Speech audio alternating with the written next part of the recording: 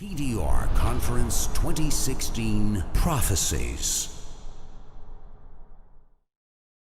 In Arabia, in the peninsula, when young girls were born, so when someone came and told the father, you've just had a female child born to you, as in to your wife, his face used to go dark in shame and anger. And then he used to contemplate, how do I rid myself of this musibah? And for some of them it was instantaneous, for some after some time, but they used to, and for some they didn't do it, true, but many of them would go and dig a hole and bury the child alive. So this was the situation of women in Arabia. And if you leave the Arab Peninsula and go to the subcontinent of India, there womankind had other challenges.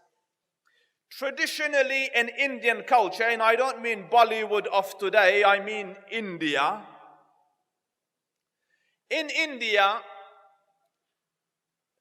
older men used to marry younger girls.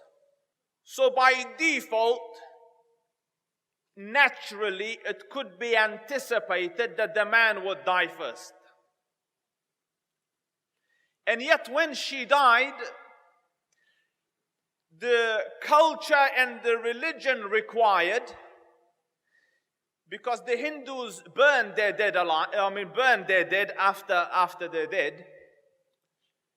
So when he used to die, the culture required that that young girl be burnt alive with his corpse. So they used to make the firewood.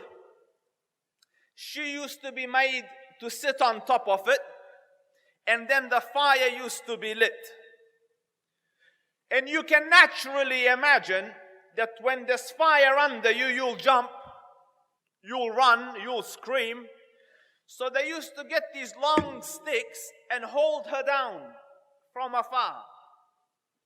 The practice is called sati. It was there even when the British went there in India. When they colonized India, it was there. And they made it illegal after some time, as in the British. So that was the situation of women in the subcontinent.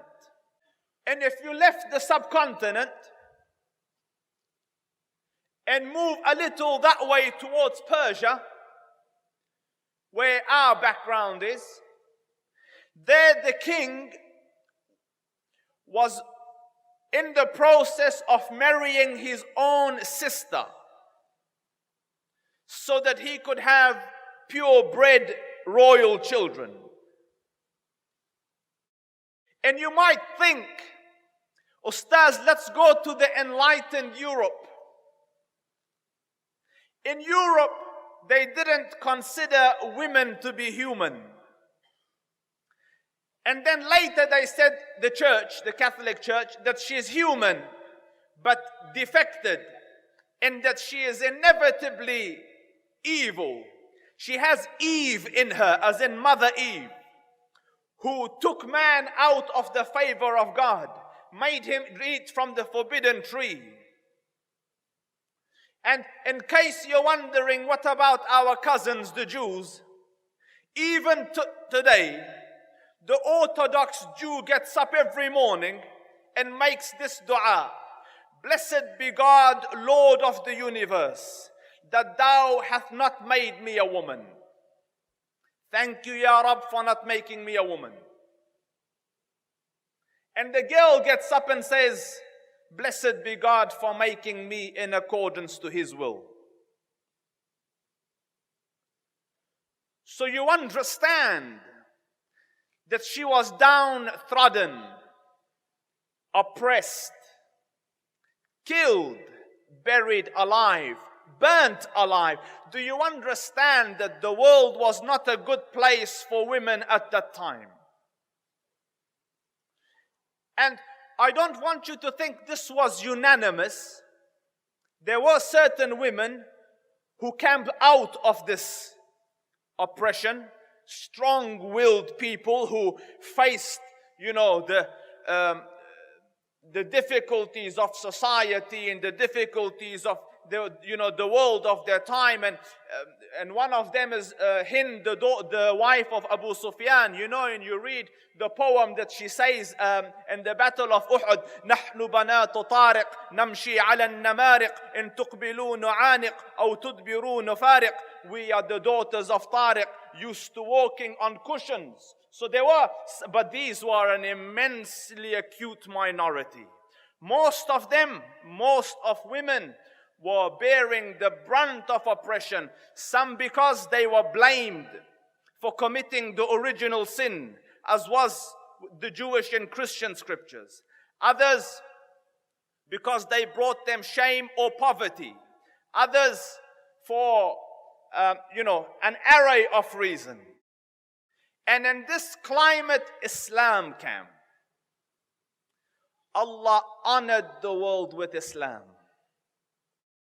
And one of the first revelations of the Prophet that Allah Rabbul Izzah revealed to the Prophet is the verses وَإِذَا الْمَوْءُودَةُ سُئِلَتْ. And on the day of judgment, when that infant girl will be asked, بِأَيِّ ذَنْبٍ قُتِلَتْ, for what sin were you killed? Or when the little babe asks in the day of judgment, Father, for what sin did you kill me? Establishing that in this deen of Muhammad, this is haram. At the days where he was finding his own survival difficult, he was preaching the emancipation of womankind. Let the poor girl live. And not only that, Islam called the news of a female birth glad tidings. قال تعالى وَإِذَا بُشِرَ أَحَدُهُمْ بِالْأُنْثَى. When they are given the good news, the glad tidings of a female birth. And Allah Rabbul Izzah called the female child a gift to God. وَهَبَ لِمَنْ يَشَاءُ أُنَاثًا. Allah gifts whomever He chooses, women as in girls, as in children who are girls or females, and gifts whomsoever He chooses with male offsprings. Do you see that the deen of Muhammad, initially women are very downtrodden, now the deen lifted them up. So the deen reigned supreme. In 23 years, the whole of the Jazeera fell to Islam. So what type of culture do you think this new country and this new religion and this new system had? This system considered the birth of a female child a gift to God. It considered the news of her birth glad tidings. When she was a girl, and in your house, as in you're her father, the Prophet said, if you bring 3 girls up and manner them and teach them till they reach independence or they move to their husbands' houses, you will be resurrected next to me like this in Jannah. So the Sahaba said, I don't have 3 daughters, this is not my calling. What about 2, O Prophet? So he said, whoever has 2 daughters and brings them up, as in teaches them and prepares them until they reach independence and go into their husbands' houses, will be resurrected next to me like this in Jannah. And the Ashab say, had we were to ask for one, he would have said the same. So now this new nation, the Muslim nation, was looking at women and at young daughters with an eye of respect. She's the gift of God.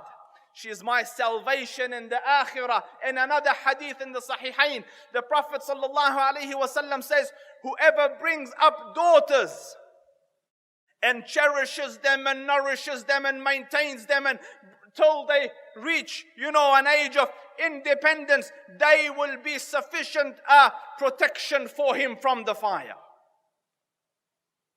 So do you want to see the product of this new society, who yesterday hated womankind? Now they ask the leader of this organization and this religion, Muhammad Mustafa, Man ahabbu an-nasi ilayka ya Rasul Allah. O Prophet of Allah, who is the most beloved of humankind to you? Who do you love the most, Ya Rasul? And one of these narrations is from Amr ibn al-As. And the scholars say he was sitting in front of the Rasul. And the attention the Prophet used to give each individual person, they used to feel like I am the most beloved person to him. So, wanting to establish this, Amr, that I am the most beloved to the Prophet, he asked him, who is the most beloved of people to you? So the Prophet said, Aisha. My wife is the most beloved person to me. So Amr says, Min al-Rijal. From the men, O Prophet, khalas, you love her. From the men, who do you love? Because he's hoping it's him because of... So the Prophet said, Abuha, her father, Abu Bakr. Do you see? That's her as a wife. Then as a mother, the Sahabi came to the Prophet ﷺ, who is the most deserving of my friendship and companionship? He said, your mother. The cousin of the Prophet Ibn Abbas, a man came to him, I have committed murder. Is there any way out for me? Forgiveness in the court of Allah. He said, do you have a mother? So his student said, Ya Ibn Abbas, we don't see the link. What does the mother have to do with his case of murder? He said, I don't know a path more direct to Jannah than servitude to the mother. I don't know a more easier path and direct path and faster path and shorter cut to the pleasure of Allah than to serve the mother. So in this nation of Muhammad alayhi afdalu salatu wa atammu taslim, the one that was buried yesterday became the gift of God. And imagine Hajj comes. What is the product of this nation? The man has his mother on his back. On his back. For those of you that have been to Hajj, Hajj is a difficult exercise. And he has her on his back, on his shoulders, and is doing the tawaf. Proud and happy that I am serving on my old mother. And the pleasure of God is in this, and the pleasure of the Prophet is in this. And so happy he is in this act that he looks at Ibn Umar. Ya Ibn Umar, have I repaid the kindness of my mother? I have served. I am carrying her doing the rounds of tawaf. Have I served? Have I repaid her kindness? And Ibn Umar said, not even an ounce of it. You're indebted to her for till eternity come. So this was the status that women occupied in the world of Islam. Donate now. Go to thedailyreminder.org/donate.